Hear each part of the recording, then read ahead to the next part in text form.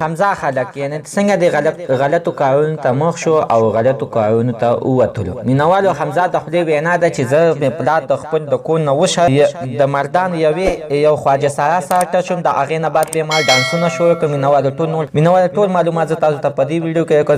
زموږ د ویډیو د سره تر اخره پورې وګورئ چې تاسو ته پوره معلومات در ورسېږي. د دې معلومات نه مخکې زه تاسو ته دا یادګي وکړم. تاسو که چېرې زموږ په دې سوپر کلیک چینل کې نوي وئ چینل هم نوي سبسکرایب کړئ. مهرباني وکړئ تاسو زموږ د سوپر کلیک چینل د سره سبسکرایب کړئ. خوا کې ورسره د ټلۍ نشان ووهئ. ها یوه نوې معلوماتي ویډیو تاسو ته په اسانۍ باندې در ورسېږي. زموږ د مخکې حمزه خلک د خپل کور نه بېدرکه شوي چې د هغې نه بعد بیا د حمزه پلار راغلی عرب خان شیرپاو ته او ورته ویلې چې زما زوی دغه شانتې د ټیک ټاک سټار دی او اوس چته کې تللی او تر اوسه پورې پته نه لګي. د هغې نه بعد ته لاپته اشتهارات شیر کړل چې پیدا شو نو په سوات کې پیدا شو چې د سوات نه خپل کور ته راغلی بیا او په کور کې 2 ورځې تېرې کړې. خپل پلار بېعزته کړ. د هغې نه بعد بیا لاړلو مردان ته. مردان کې خواجه ساره سره ټچ شو. بیا یې دغه شانتې ډانسونه شروع کړ چې بیا ورپسې دغه شانتې کسان ورپسې تللي دي. د تنګي د اچن مندرینه ورپسې کسان تللي دي او بیا یې راوستي. نو عزتمنو ده په دغه ډانسونو کې دا په آیسو باندې موخته او شراب به پې مسکر چې بیا ډېره سخت نشهیي شو. د هغې نه بعد بیا دغه کسان راوچت کړی دی او بیا یې دلته کې په تنګي په یو هسپتال کې